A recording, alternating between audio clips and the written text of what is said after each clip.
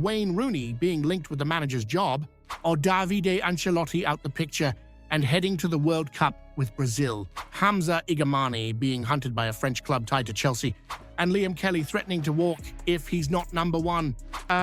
It's chaos, it's drama, and it's all happening at Ibrox. Want the full story?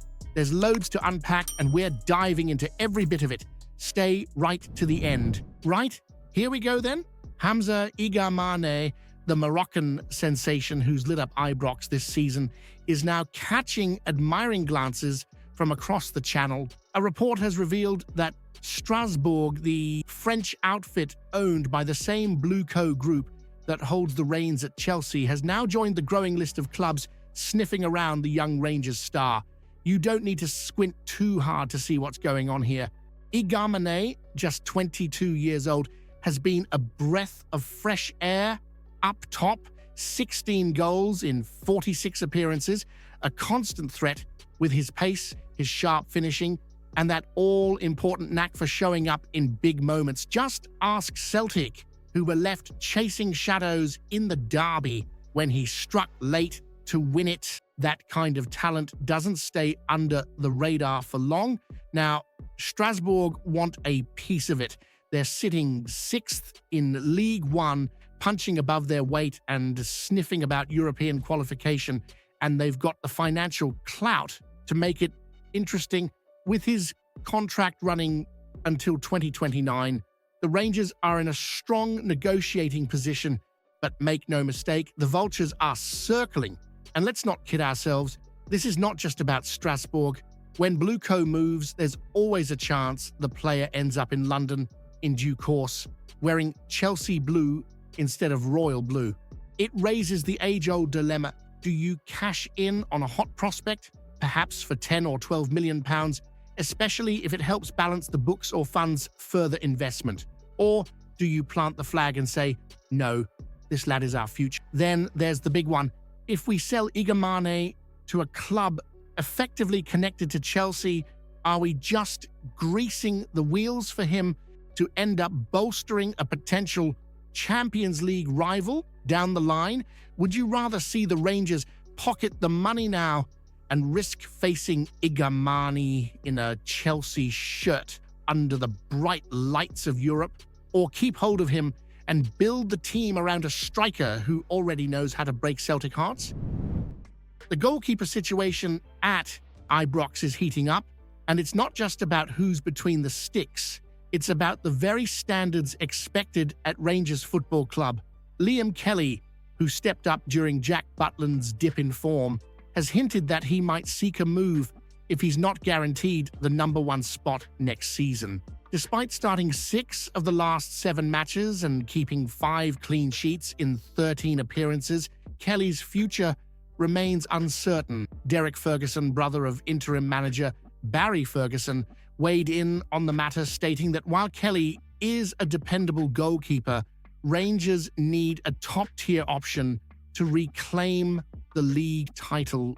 He emphasized that Kelly would be a solid number 2, but not the first-choice keeper the club requires.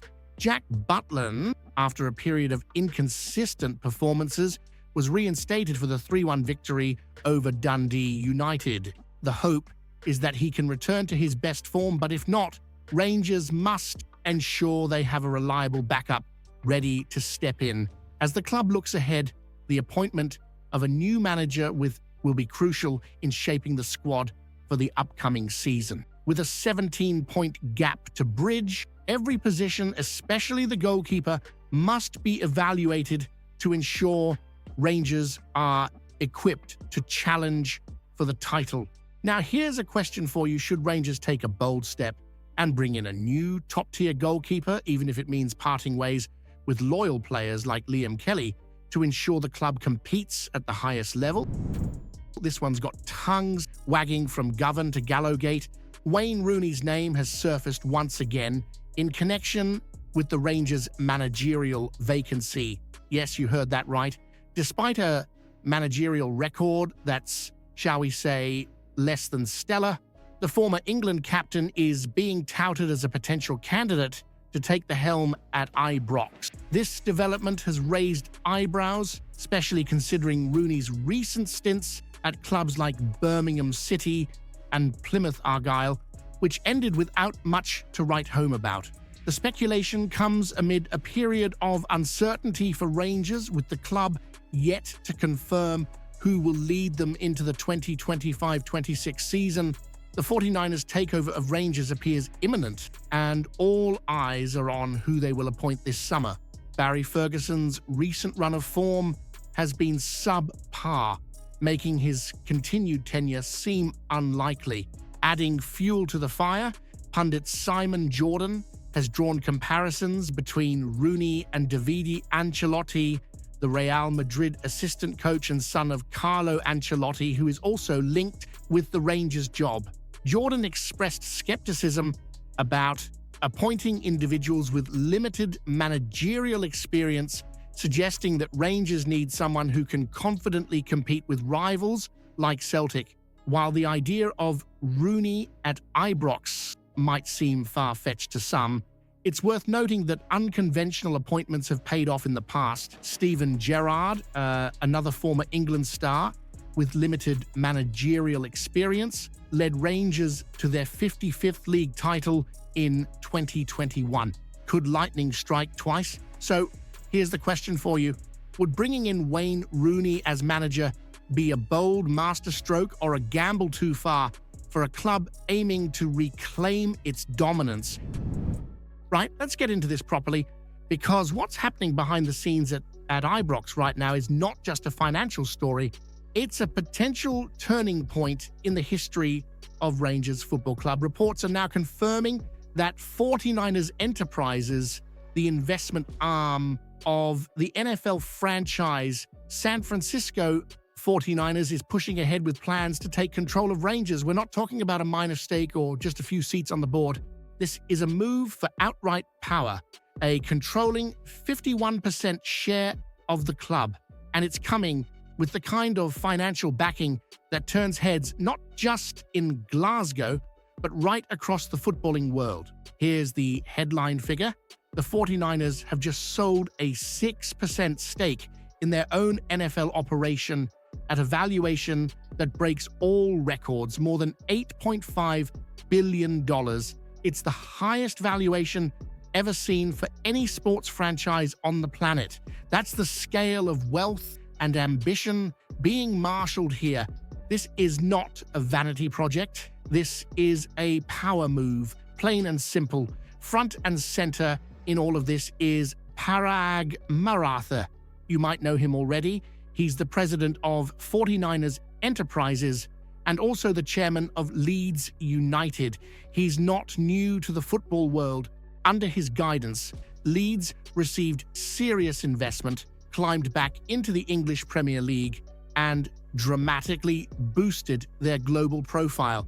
And now he's got his eyes on Rangers. From what we're hearing, Marathi sees Rangers as a sleeping giant, a club with history, identity, and a massive global fan base, but one that's been punching below its weight for far too long. His vision is reportedly clear: invest in the squad, revamp the infrastructure, bring commercial muscle to Ibrox, and most critically, knock Celtic off their perch, not just domestically, but in Europe as well, and it doesn't stop there. There are serious whispers that Red Bull is back in the conversation as a potential commercial partner. That would involve a record-breaking sponsorship deal and even discussions about upgrading Ibrox, expanding the stadium, modernizing facilities, and turning the place into a proper European fortress. Now, you can scoff at Red Bull's branding, and many do, but you can't ignore the success they've had with football projects elsewhere. Leipzig, Salzburg, they don't just slap their name on things, they transform them. Of course, this is where it gets complicated. There's excitement, naturally. The idea of seeing Rangers backed by elite-level investment competing for elite-level talent, standing toe-to-toe with Europe's finest, it's thrilling, but there's unease as well. You don't need to look far to find examples of historic clubs swallowed up by corporate interests, losing their soul in the process. You know what Rangers stands for: tradition, identity, loyalty. The club's roots run deep. The support isn't just passionate, it's generational. So the question isn't just how much money are they bringing in, it's also what are they taking over. Will Ibrox remain Ibrox, or will it become just another cog in a global investment machine? Now, here's where you come in. Let's have it out. Would you welcome the 49ers taking control of Rangers if it means big investment, trophies, and European relevance, even if it risks turning the club into a corporate franchise? Or would you rather preserve the spirit of Rangers, even if it means moving slower, fighting harder, and doing it the traditional way? If you haven't seen yesterday's video yet, you're missing out. Explosive news about Rangers that'll leave every fan stunned. Go check it out now.